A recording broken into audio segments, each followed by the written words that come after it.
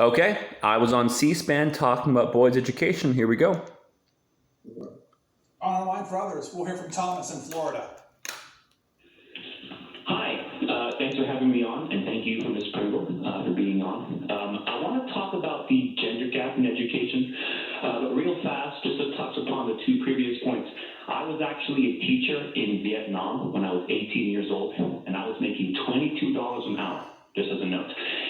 Something else I agree with, we need to have more practical classes for real-world subjects, such as economics, such as taxes, such as government, such as computer science. But anyway, to talk about the gender education gap, this is something that doesn't get a lot of media coverage. Male students at every level are very behind female students at every level. Boys at all ages get lower grades than girls of the same age. And men are only 40% of undergrad students.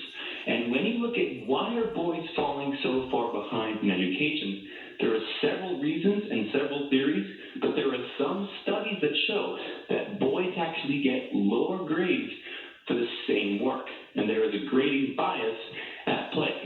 So my question for Ms. Pringle, what do you think can be done to address the gender gap in education where men and boys are falling behind? Thank you.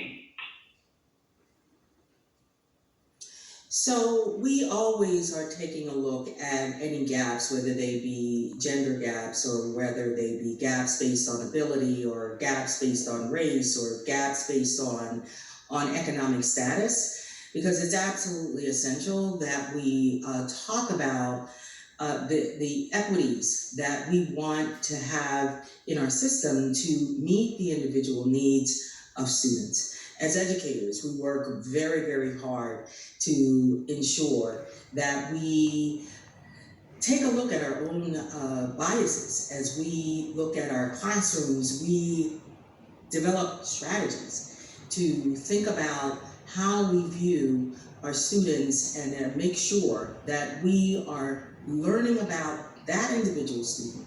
We're valuing the rich diversity they bring to our classrooms, that we are providing them with that additional assistance and help, so that if they are falling into any gaps, be they social or emotional or academic gaps, that we are diagnosing that and we are working together as collaborative teams to actually address those gaps. So we've got Thank you again, C-SPAN, and thank you to Becky Pringle.